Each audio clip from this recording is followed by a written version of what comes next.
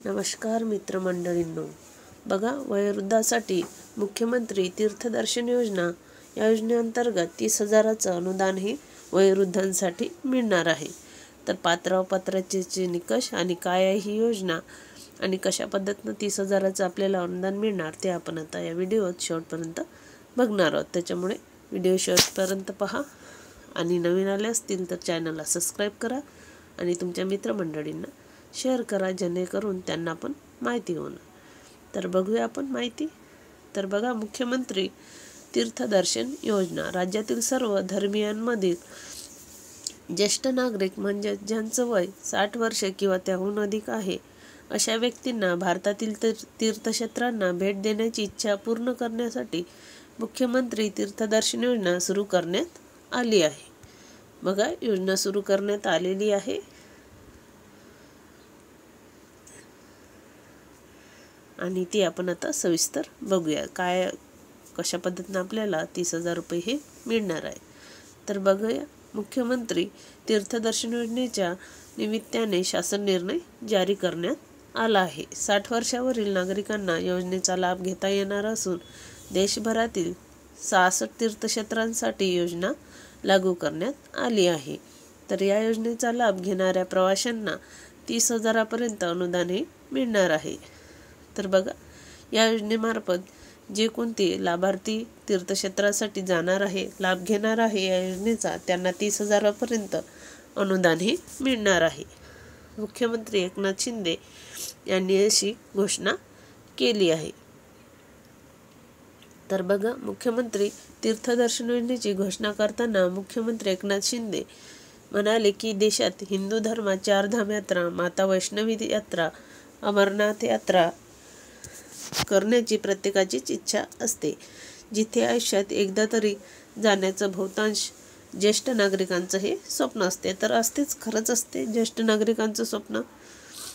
पुण्यकर्म म्हणून तीर्थक्षेत्री जाण्याची सुप्त इच्छा असते. परंतु गोरगरीब सर्वसामान्य कुटुंबातील नागरिकांना त्यांच्या आर्थिक परिस्थितीमुळे पुरेशी माहिती नसल्यानं यात्रा करता येत नाही. हेच स्वप्न पूर्ण करण्यासाठी शासनाने पुढाकार घेतला आहे.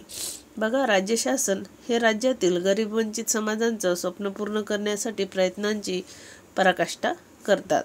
तर या योजनेअंतर्गत निश्चितच राज्यातील ज्येष्ठांचे आशीर्वाद सरकारला मिळतील आणि त्यातून निश्चितच सरकारला ऊर्जा आणि प्रेरणा मिळेल. तर मुख्यमंत्री तीर्थदर्शन योजनेसाठी अपात्र कोण ठरणार आहे, म्हणजे कोण अपात्र असणार आहे? तर बघा, ज्यांच्या कुटुंबातील सदस्य आयकरदाता आहेत ते यात पात्र नाही. ज्यांच्या कुटुंबातील सदस्य नियमित कायम कर्मचारी म्हणून सरकारी विभाग, उपक्रम, मंडळ, भारत सरकार किंवा राज्य सरकारच्या स्थानिक संस्थेमध्ये कार्यरत आहे किंवा सेवानिवृत्तीनंतर निवृत्तीवेतन घेत आहेत असे सदस्य या योजनेचा लाभ घेण्यासाठी पात्र ठरणार नाही. दरम्यान 2,50,000 म्हणजेच 2.5 लाखापर्यंत उत्पन्न असलेले, बाह्य यंत्रणाद्वारे कार्यरत असलेले कर्मचारी, स्वयंसेवी कामगार आणि कंत्राटी कर्मचारी मात्र या योजनेसाठी पात्र ठरतील. बघा, 2.5 लाखापर्यंत ज्यांचं उत्पन्न आहे ते यात पात्र आहे. आणि स्वयंसेवी कामगार आणि कंत्राटी कर्मचारी या योजनेसाठी पात्र आहेत. ज्यांच्या कुटुंबातील सदस्य विद्यमान किंवा माजी खासदार, आमदार आहेत ते अपात्र आहेत. ज्यांच्या कुटुंबातील सदस्य भारत सरकार किंवा राज्य सरकारच्या बोर्ड, कॉर्पोरेशन, उपक्रमाचे अध्यक्ष, उपाध्यक्ष, संचालक सदस्य आहेत ते अपात्र आहेत. ज्यांच्याकडे 4 चाकी वाहन आहेत ते पात्र आहेत, म्हणजे ज्यांच्या नावावर आहे नोंदणी केली ते अपात्र आहे. नेक्स्ट बघा, प्रवासासाठी शारीरिक आणि मानसिकदृष्ट्या सक्षम असणं आवश्यक आहे आणि कोणत्याही संसर्गजन्य रोगांना ग्रस्त नसावं, जसं की TB, हृदयाशी संबंधित श्वसन रोग, कोरोना, थ्रोम्बोसिस, मानसिक आजार, संसर्गजन्य कुष्ठरोग इत्यादी आजारांनी ग्रस्त नसावेत. जर असले तर ते अपात्र ठरल्या जातील. अर्जासोबत ज्येष्ठ नागरिकाला सरकारी वैद्यकीय अधिकाऱ्याने पूर्ण आरोग्य तपासणी केल्यानंतर ती व्यक्ती शारीरिकदृष्ट्या निरोगी आणि प्रस्तावित प्रवासासाठी सक्षम असल्याचं प्रमाणपत्र सादर करावं लागेल. बघा, प्रमाणपत्र सुद्धा सादर करावं लागेल निरोगी असल्याचं.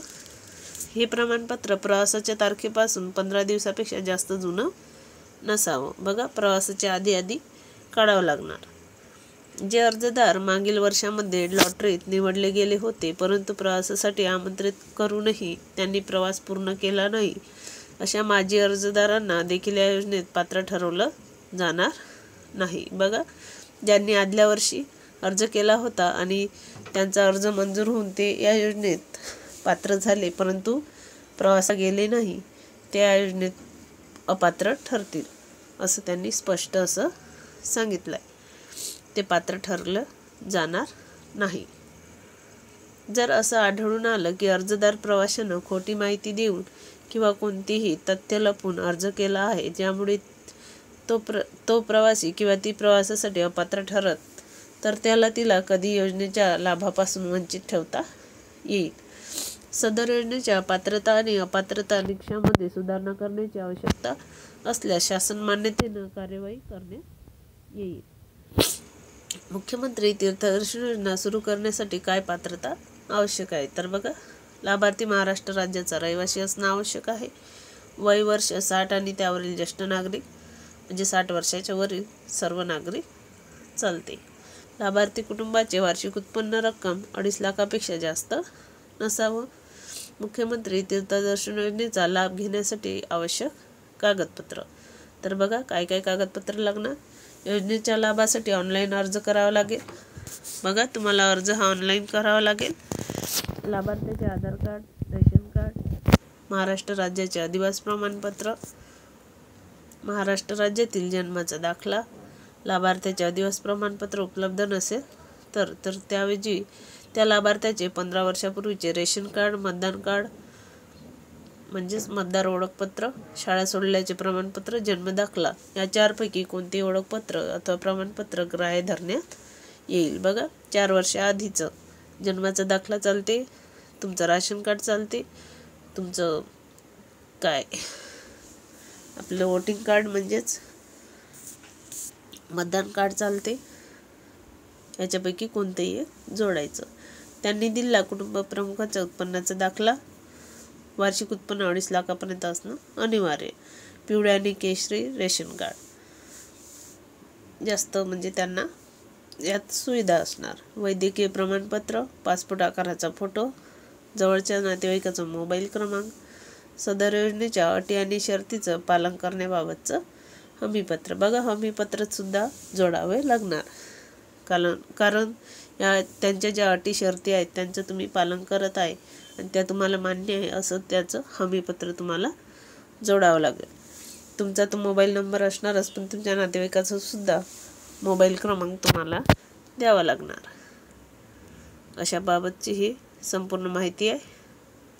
या योजनेचा नक्की लाभ घ्या. ज्येष्ठ नागरिकांनी 30,000 रुपये त्यांना अनुदान सुद्धा भेटते या योजनेमार्फत. तर नक्की जावा फिरायला. चला तर भेटूया नेक्स्ट व्हिडिओत असंच महत्त्वपूर्ण माहिती घेऊन.